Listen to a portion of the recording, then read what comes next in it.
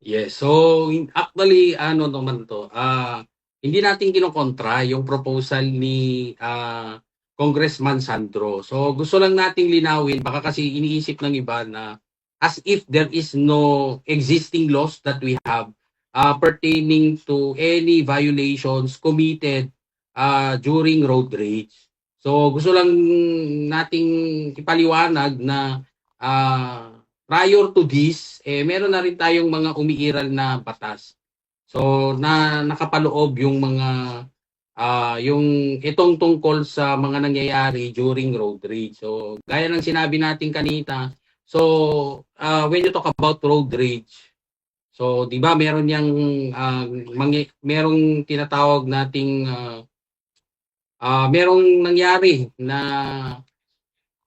krimen while Mhm. there is what we call yung sa road rage mismo. So meron nang nangyaring krimen. Okay, so like for example, gaya ng example yung narinig natin, 'di ba, meron marahas na or agresibong pangyayari doon ah, sa daan. Mhm. So ngayon, hindi ito bago kasi unang-una, siyempre meron na yang kasing elemento ng tinatawag nating una yung pananakit, 'di ba? Merong pananakit 'yan. So that would constitute physical injuries. So meron ding nangyayaring pagbabanta kasi binabantaan yung isang tao, so that would constitute grave threats. Meron ding panunutok ng baril minsan, 'di ba, sir? So that would fall under illegal threat or assault. So, and of course, ang worst is that meron ding it will result to a death of a person. So that would constitute homicide or murder. So hindi lang ibig sabihin na dahil nagkaroon tayo ng panukalang ganito na batas, hindi sa kadahilanan na wala tayong existing laws. Meron tayo na Mhm. pananagutan mo sa batas. Kaya lang, siyempre moving forward, sa proposal ni Congressman Sandro na Anti-Road Rage Act or House Bill number 8190, ang may bibigay nito would be una, magkakaroon ng mas malinaw na definition ng tinatawag nating road rage. Mhm. So hindi na kailangan pa na ihiwalay yung grave threats, physical injuries or reckless imprudence na nakapaloob sa ating revised penal code. So kasi meron ng specific, okay, case na kakaharapin ng isang tao na involved sa road rage. Okay, eto na, violation na ng Anti-Road Rage Act. So, and of course, magkakaroon na rin ng mas malinaw na graduated na penalties to be imposed. Okay, so magkakaroon ng mas maliwanag na yung graduated penalties kung gaano katindi yung nagawa mong krimen, okay, sa Mhm. ilalim ng batas. So mas malinaw na rin yung magkakaroon na rin dito ng babala sa mga motorista that would constitute a crime under this that would constitute as a crime na violation ng batas na ito. And of course, magkakaroon ng proteksyon yung ating publiko Mhm. kasi nga mas malinaw na yung kanilang karapatan kung sila ay nakaharap sa ganitong sitwasyon na kagaya ng ito, yung binibigay natin na yung itong batas na pinopropose, which is road rage. So ngayon, kung ang tanong pa rin natin ay eto ba ay bago lang sa mundo yung pagkakaroon ng Road Rage Act? So actually hindi.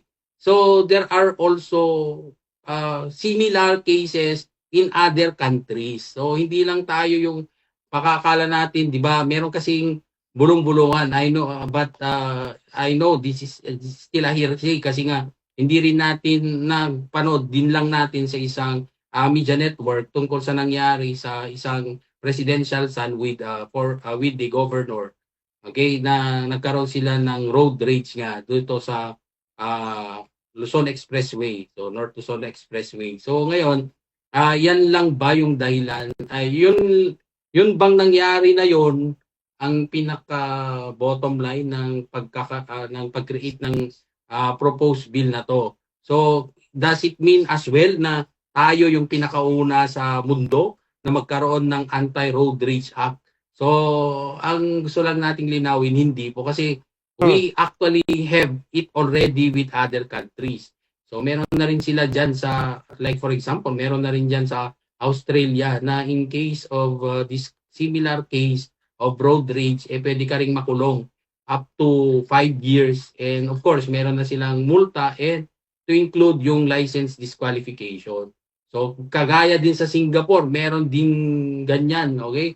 It is also considered as a crime. But to make it clear, hindi rin naman, kung dito sa Pilipinas, hindi lang kasi siya naging specific na tawag na crime na road rage. Meron na rin ito sa ating under our revised penal code. Kaya lang kasi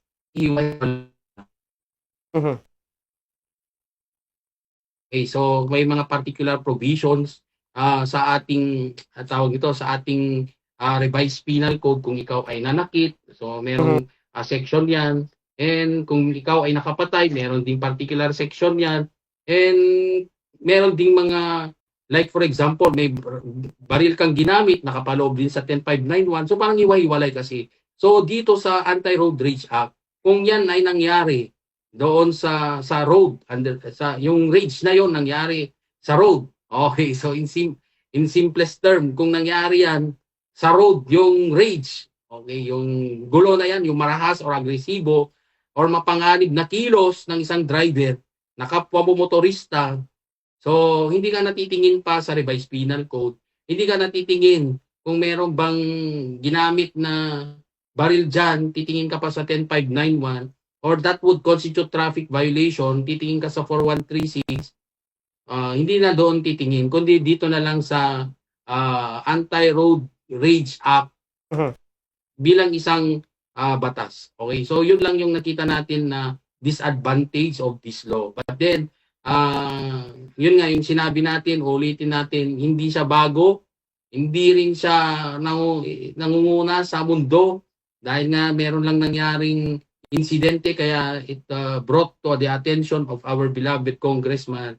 Hindi, kasi meron na rin ito sa other countries. At least ngayon, kung ito ay aproba ng ating kongreso, so that would clarify things and simplify matters pertaining to road rage. So yun lang naman. Okay, so ibig sabihin, attorney, once nga pumasa dito, aging permanente presidente, kumbaga, mas kumbaga may pasigapsap kadigiti involved kadigiti tagayam na dagsan ni panusa na kadigito. Although yes, iti nagkaglabe sakit dati reckless imprudence resulting to homicide or physical injuries, then dapat digiti grave threat as kunamo na attorney bat ito kumbaga ket may sang kumbaga yes, one stop shop in relation kadzay nga kaso na attorney. Yes, sir. Kasi parang magiging one-stop shop na siya. And of course, magbibigay na rin ito ng clarification with the definition at kung ano ba yung mas malakas na batayan, legal na batayan para labanan ang road rage. Kasi noon, parang naghahanap ka pa eh. So parang nagpapaisip ka pa, ano bang nangyari? Oy, may pananakit. So titingin tayo sa revised penal code. Meron bang ginamit na baril? Okay, dagdag mo rin yung 10591. So meron bang may mga civil obligations, tingin tayo sa civil code. So at least dito, pag that happens, okay, yung road rage, nangyari yan, so meron ka ng klarong definition that would constitute road rage at kung ano ito na yung magiging legal na basehan mo para labanan yung mga ganitong insidente na mangyayari sa'yo. Okay, so kung may road rage yan, okay, diretso na tayo sa Anti-Road Rage Act. Kasla ko kalabas attorney kat na that insidente na dungpar na then na sinardingan na then inatrasan na pa lang natay pasok attorney kasla murder case mi pila gapot dinungpar na pa lang attorney. Yes, kasi ngamin sir, so parang when you prove it in court, parang mas mahirap pa kasi talagang you have to comply with the elements of to constitute the crime of murder. So at least dito klaro na kung yung nangyari na yon ay sa on the road, okay, so that would now fall under road rage. Okay, so although it will not diminish as well the penalties to be imposed kasi habang mas mabigat yung krimen na gagawa mo, mas mabigat naman yung penalty to be imposed. Kaya lang hindi ka na mahirapan. okay, to establish the crime that has been committed by the perpetrator. Okay. Anyway, attorney, maraming salamat. Kadito oras manen nga nakinuman ng istasyon ni Bombo Radio. Amo ka daligit kumikum attorney nga kadito oras kat ni mas timiki kadito oras kadito attorney. Once again, attorney, maraming salamat and mabuhay po kayo, Attorney Kid Castro. Yes, thank you, sir. Thank you. Okay, maraming salamat, Attorney El Rino Kid Castro.